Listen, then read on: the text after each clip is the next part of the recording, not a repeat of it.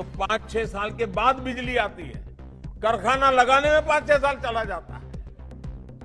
इसलिए मैं सभी देशवासी हाथ जोड़ करके प्रार्थना करता हूं, देश के उज्जवल भविष्य के लिए प्रार्थना करता हूं। हमारा देश अंधकार में न जाए, इसके लिए जागरूक होने की जरूरत है। और इसलिए मैं कहता हूं, ये राजनीति का नहीं, ये राष्ट्र नीति और राष्ट्र निर्माण का सवाल है। बिजली से जुड़े पूरे सिस्टम की सुरक्षा का सवाल है।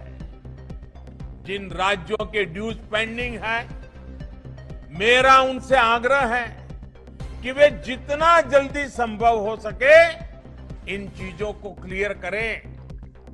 साथ ही उन कारणों पर भी ईमानदारी से विचार करें कि जब देशवासी ईमानदारी से अपना बिजली का बिल चुकाते हैं, तब भी कुछ राज्यों का बार बार बकाया क्यों रहता है।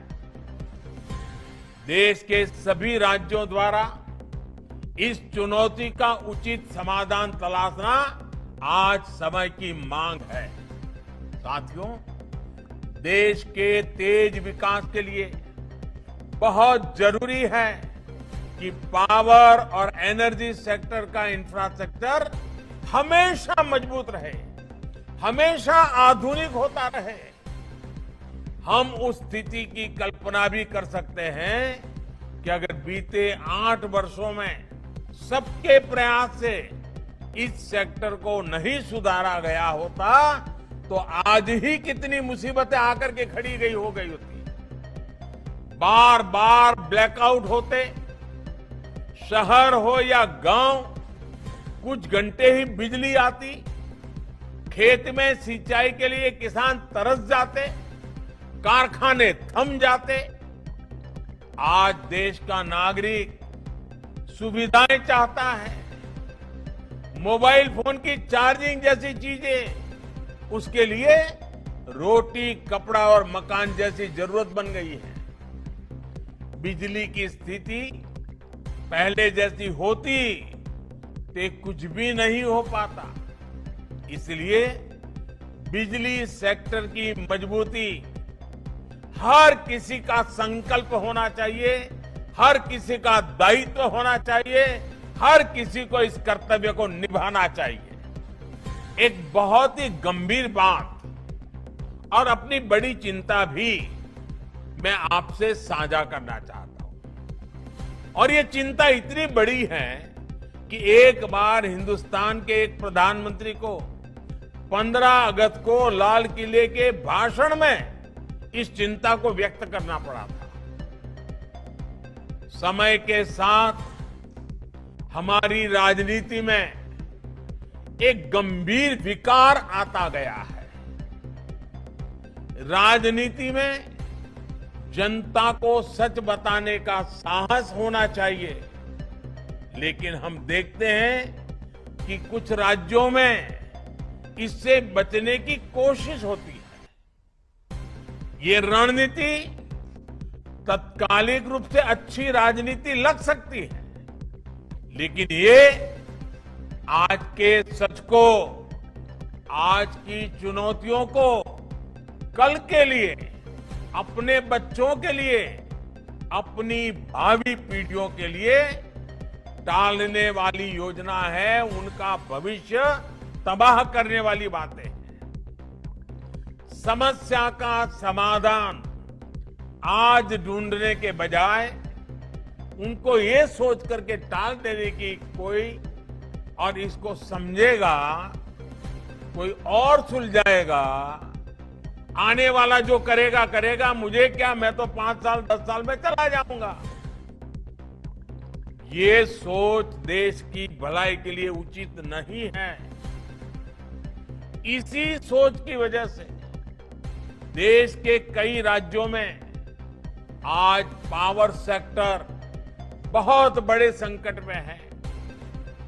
और जब किसी राज्य का पावर सेक्टर कमजोर होता है तो इसका प्रभाव पूरे देश के पावर सेक्टर पर भी पड़ता है और उस राज्य के भविष्य को अंधकार की ओर धकेल देता है।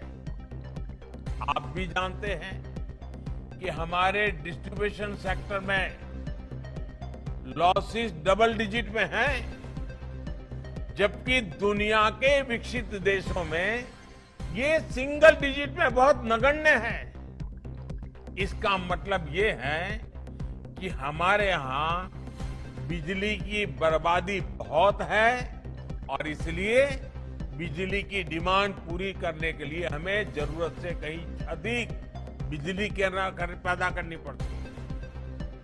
अब सवाल ये है कि डिस्ट्रीब्यूशन और ट्रांसमिशन के दौरान तो जो नुकसान होता है उसे कम करने के लिए राज्यों में जरूरी निवेश क्यों नहीं होता?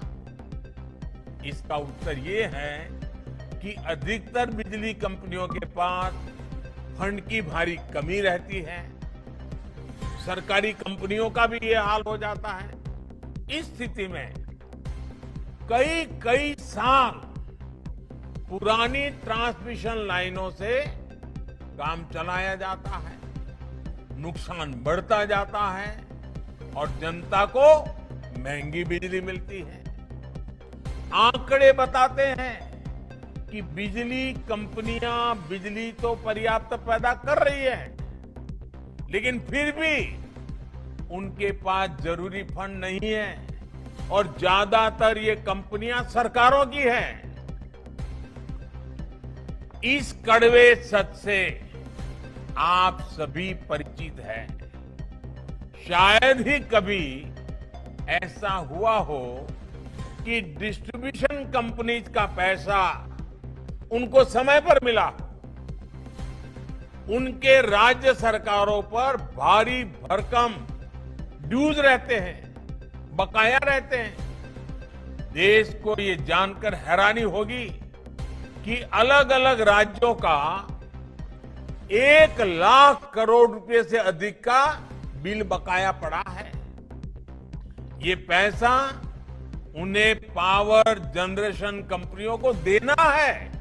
उनसे बिजली ले ली है, लेकिन पैसे नहीं दे रहे हैं। पावर डिस्ट्रीब्यूशन कंपनियों का अनेक सरकारी विभागों पर, स्थानीय निकायों पर करीब करीब 60,000 करोड़ रुपए से अधिक का बकाया है।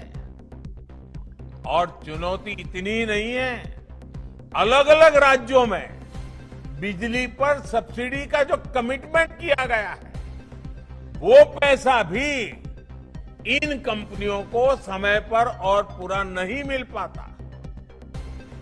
ये बकाया भी, ये बड़े बड़े वादे कर जो किया गया है ना, वो भी बकाया करीब करीब 75,000 करोड़ रुपए से अधिक का है। यानी बिजली बनाने से लेकर घर घर पहुंचाने तक का जिम्मा जिनका है, उनका लगभग 2.5 लाख करोड़ रुपए फंसा हुआ है। ऐसी स्थिति में इंफ्रास्ट्रक्चर पर, भविष्य की जरूरतों पर निवेश हो पाएगा कि नहीं हो पाएगा? क्या हम देश को, देश की आने वाली पीढ़ी को अंधेरे में जीने के लिए मजबूर करना है क्या? साथियों, ये जो पैसा है, सरकार की ही कंपनियां, कुछ प्राइवेट कंपनियां हैं, उनकी लागत का पैसा है। अगर वो भी नहीं मिलेगा तो फिर कंपनियां न विकास करेगी, न बिजली के नए उत्पादन होंगे, न जरूरतें पूरी होगी। इसलिए हमें स्थिति की गंभीरता को समझना होगा और बिजली का कारखाना लगाना है तो 5-6 साल के बाद बिजली आती है। कारखाना लगाने में 5-6 साल चला जाता है। इसलिए मैं सभी देशवासियों को हाथ जोड़ करके प्रार्थना करता हूं, देश के उज्जवल भविष्य के लिए प्रार्थना करता हूं। हमारा देश अंधकार में न जाए, इसके लिए जागरूक होने की जरूरत है। और इसलिए मैं कहता हूं, ये राजनीति का नहीं, ये राष्ट्र नीति और राष्ट्र निर्माण का सवाल है। बिजली से जुड़े पूरे सिस्टम की सुरक्षा का सवाल है। जिन राज्यों के ड्यूज पेंडिंग है, मेरा उनसे आग्रह है कि वे जितना जल्दी संभव हो सके इन चीजों को क्लियर करें। साथ ही उन कारणों पर भी ईमानदारी से विचार करें कि जब देशवासी ईमानदारी से अपना बिजली का बिल चुकाते हैं, तब भी कुछ राज्यों का बार बार बकाया क्यों रहता है। देश के सभी राज्यों द्वारा इस चुनौती का उचित समाधान तलाशना आज समय की मांग है। साथियों, देश के तेज विकास के लिए बहुत जरूरी है कि पावर और एनर्जी सेक्टर का इंफ्रास्ट्रक्चर हमेशा मजबूत रहे, हमेशा आधुनिक होता रहे।